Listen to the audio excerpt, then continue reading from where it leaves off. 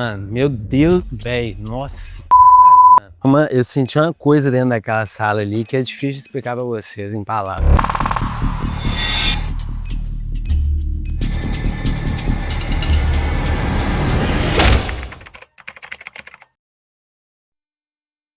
Essa frase ela é triste, mas infelizmente ela também é verdade. Tanto que provavelmente você que está assistindo nunca ouviu falar desse capítulo tão horrível na história do Camboja. Imagina só, 25% da população, 1 em cada 4, ser exterminado brutalmente, em nome de ideologias, em nome de poder. É isso que aconteceu aqui. E hoje eu vou mostrar para vocês, nós vamos nos 2 lugares que contam bem o que aconteceu, como que aconteceu. Preparem que se você tem estômago fraco, acho que você não vai conseguir assistir até o final não.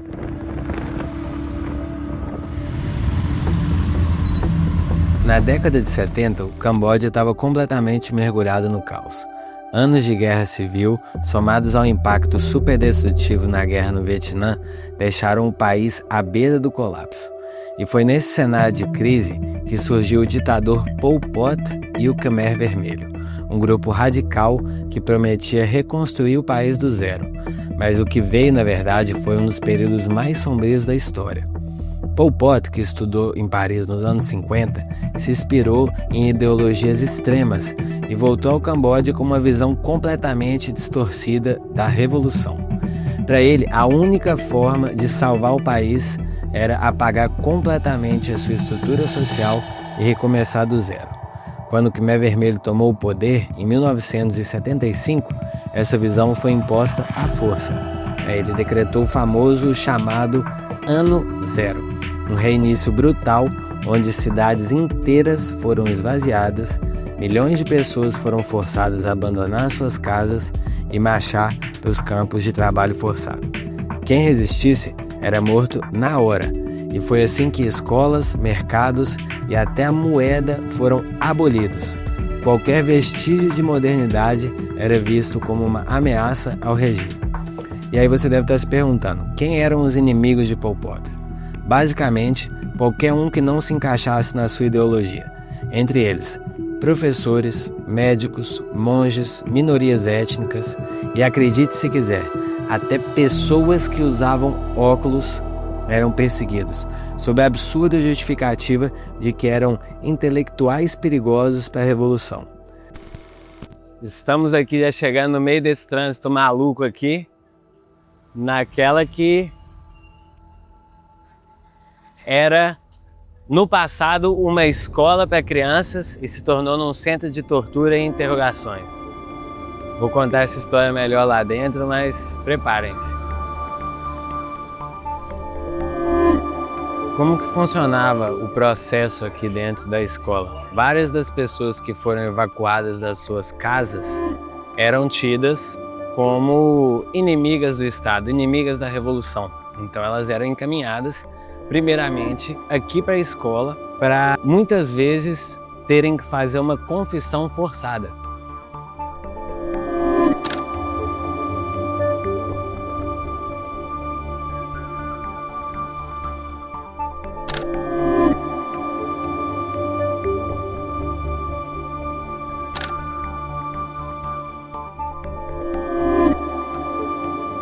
Então elas tinham que admitir por crimes que elas não fizeram, admitir que eram espiãs ou então colocar a culpa em alguém. Elas tinham que de alguma forma dar uma informação que não era verdade, né? Isso tudo com, digamos assim, a permissão, no final das contas, para ser morto, né? Porque se você está falando que você é espião, que você é inimigo da revolução, o que vai acontecer com você?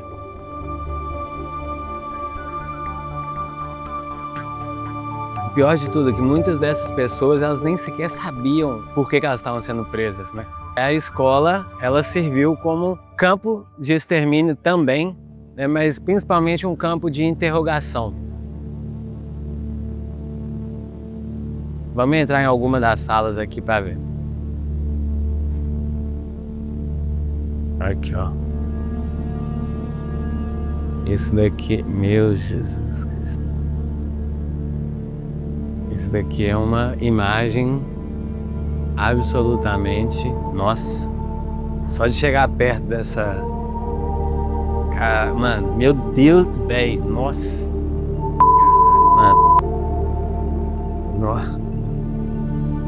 Nossa senhora, velho.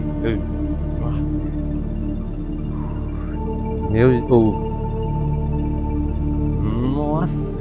Aí eu olhei pro quadro assim, porque minhas pernas estão até bamba, velho. Na hora que eu olhei pro quadro, eu olhei pra cama assim, me deu um sentimento difícil de explicar em palavras. Vamos entrar aqui em outra sala. Olha, mano, eu não quero nem entrar. Essa daqui não tem quadro, mas isso aqui mostra ali, ó.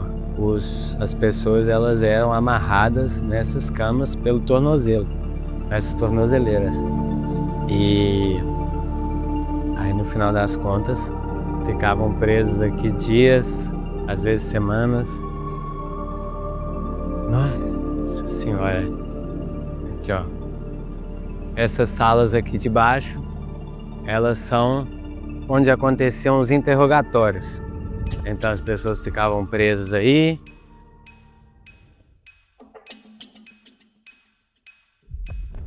O segundo andar é as celas, né, onde aqueles que confessavam muitas vezes esperavam para ver o que ia ser o destino deles.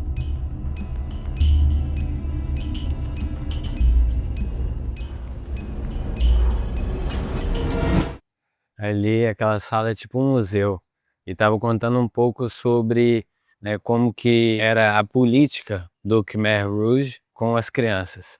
Se você fosse considerado, né, um traidor da pátria, para evitar retaliação, para evitar vingança, o que fosse, eles matavam todos da família.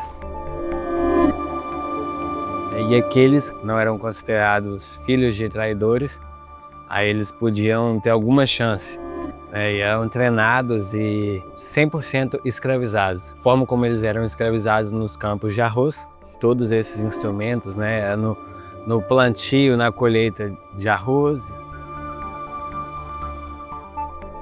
Segundo andar, no edifício de celas, igualmente claustrofóbicos.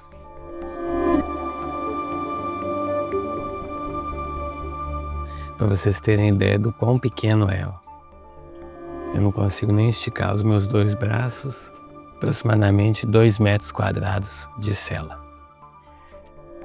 E aqui, ó, tinham celas que tinham mais de uma pessoa. Aqui, ó, parece que um dos sobreviventes, ele ficou nessa cela. Aqui é onde ele ficava amarrado pelo tornozelo. E aqui, ó.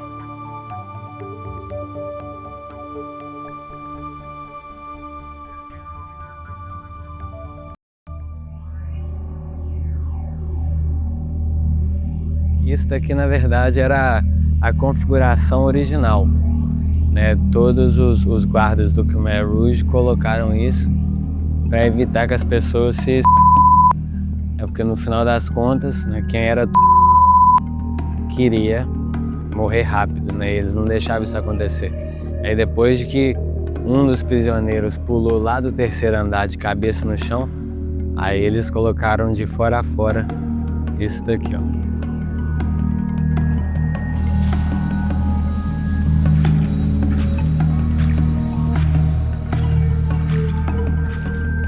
Essa estrutura aqui atrás de mim era uma estrutura usada como ferramenta de tortura. Vocês podem ver os ganchos ali, e basicamente o que os guardas faziam é amarrar a mão da pessoa atrás dela e alçar ela.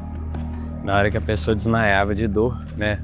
Crianças muitas vezes, eles jogavam ela, né? Colocavam a cabeça dela aqui dentro desses vasos, com não só água, mas xixi e cocô.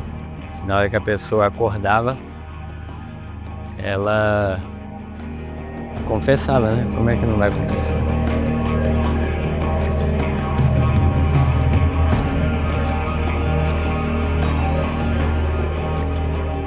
E E essa última sala aqui, bastante restos, né, das pessoas, das vítimas que tiveram aqui. E complicado, não? Tipo, eu confesso pra vocês que eu já tinha pesquisado muito antes de vir pra cá, mas acho que é um daqueles lugares que realmente não existe vídeo que você veja que te prepare para aquilo que você vai ver aqui. É muita crueldade, assim, sabe? E agora a gente vai para um outro ponto. Essa daqui era a escola, onde as pessoas eram interrogadas e onde elas confessavam ser traidores da pátria. Algumas eram mortas aqui, mas a sua grande maioria iam, né, para o campo de extermínio. E aí é exatamente para lá que a gente vai, fica um pouquinho mais afastado aqui da cidade, mas é isso. Vamos lá.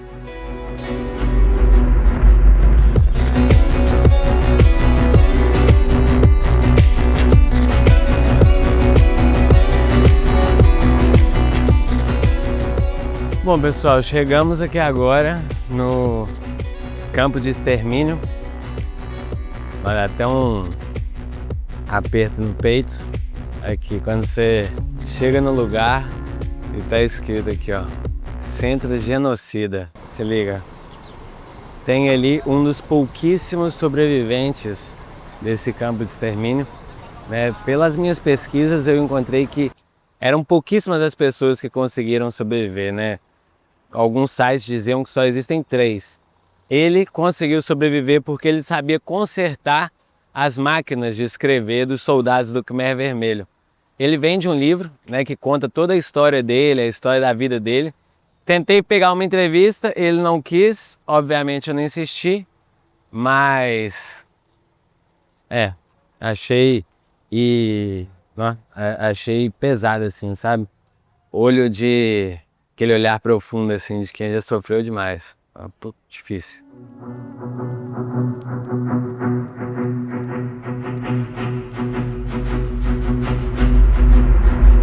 Bom, já estamos chegando aqui, já peguei um audioguia e quem narra é um dos sobreviventes e ele fala que perdeu todos os irmãos e irmãs e que, ó, logo na entrada de frente você já consegue ver. Nós vamos chegar lá.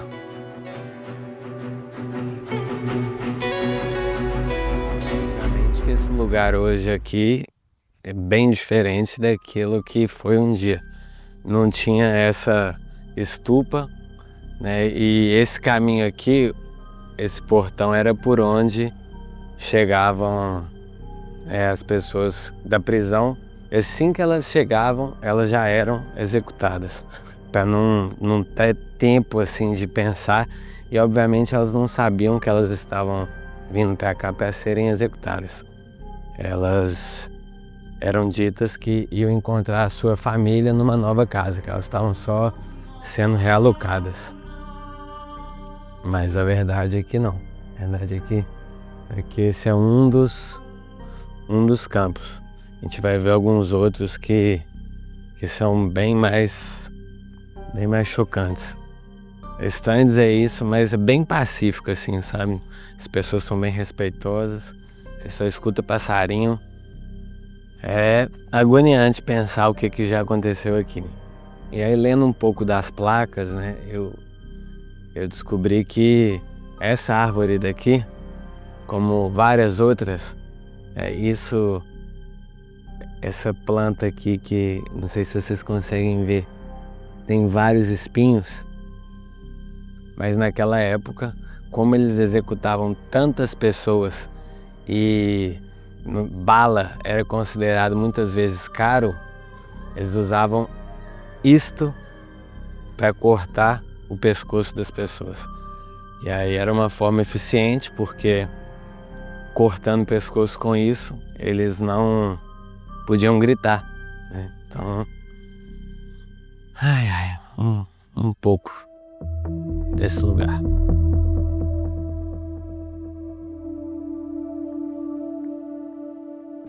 Lembrando, gente, foram mais de 1 milhão de execuções só nesse pequeno espaço aqui atrás de mim, ó, foram encontrados mais de 450 crânios. Só nessa região aqui, ó. E esse parque é gigantesco.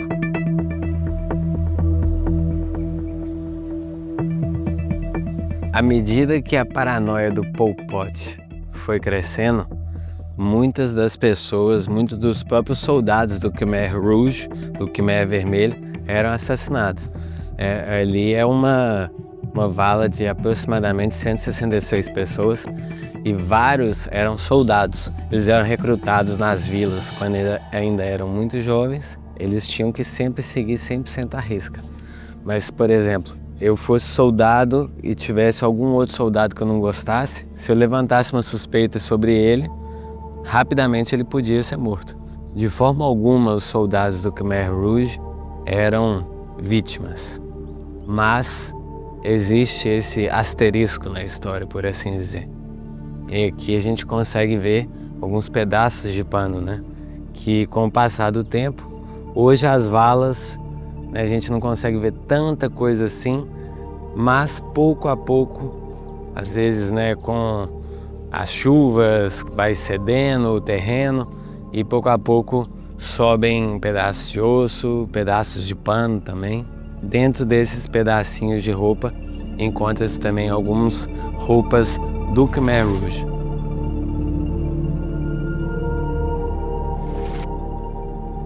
Se existe um símbolo da crueldade humana, de até onde ela consegue chegar, ele está na minha frente. Existem mais ou menos 388 campos de extermínio como esse daqui em todo o Camboja. Só que essa árvore aqui, ela era a árvore dedicada exclusivamente para assassinar mulheres e crianças. Como eram tantos assassinatos que eram feitos todos os dias, eles não podiam gastar bala, porque bala era muito caro. Então a forma que eles encontraram de fazer era esmagar, né, a cabeça das crianças aqui, bater nessa árvore e aí eles jogavam os corpos aqui. E as mulheres, muitas vezes também, elas além de serem estupradas, eram jogados os corpos aqui. Nesse lugar foram encontrados mais de 110 corpos, de crianças e de bebês.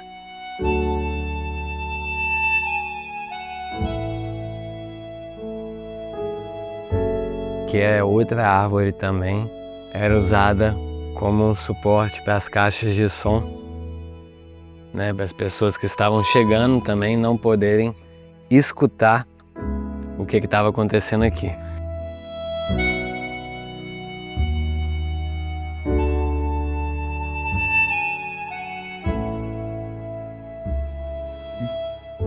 Aqui, ó, compramos uma florzinha e um incenso.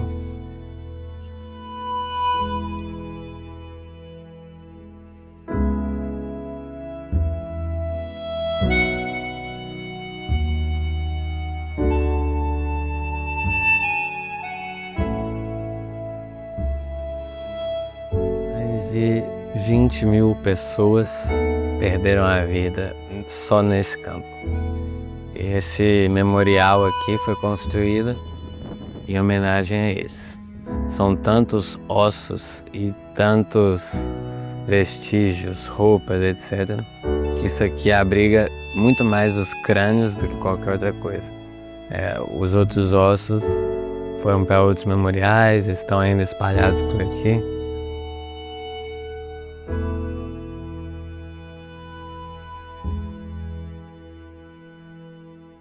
Que fim teve o Khmer Vermelho e o seu ditador? A verdade é que quando Pol Pot viu que o partido já perdia força, ele fugiu para a selva na fronteira com o Camboja e com a Tailândia. E mesmo depois de ser responsável pela morte de milhões de pessoas, ele nunca passou um único dia na cadeia. Em vez disso, ele viveu seus últimos anos em relativo conforto, ao lado da família e chegando inclusive a conhecer os seus netos. E o pior disso tudo é que mesmo depois de o Khmer Vermelho ter sido expulso do poder pelos vietnamitas em 79, por causa de jogos de poder e interesses políticos internacionais, eles continuaram sendo reconhecidos como os representantes legais do país até 1991. Ou seja, durante toda a década de 1980, o Partido Terrorista do Khmer Vermelho manteve o seu assento na ONU e sua bandeira continuou hasteada nas Nações Unidas, como se fosse um governo legítimo. Isso significa que, enquanto as vítimas ainda choravam os seus mortos, grandes potências como Estados Unidos e a China garantiam que os genocidas permanecessem politicamente relevantes, fingindo que nada havia acontecido.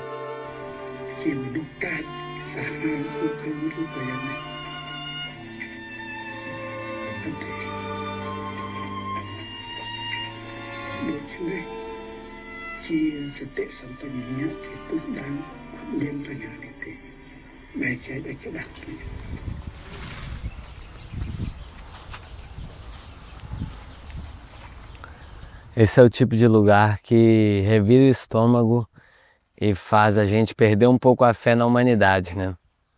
Mas eu queria que você soubesse que depois de ter viajado mais de 30 países, com certeza existem mais pessoas boas do que pessoas ruins no mundo. Muito mais. E, sinceramente, acho que enquanto as pessoas não entenderem que nós estamos no mesmo barco, enquanto existir, crenças de que o que eu acredito é melhor do que o outro acredita, enquanto a gente não tiver mais respeito, mais união, mais empatia, entender que somos todos uma só raça, um só povo, a gente vai fazer a nossa vida aqui muito mais difícil. E eu não consigo entender por que a gente faria isso, sabe? Então, sempre que você puder, escolha o amor. Nos vemos na próxima.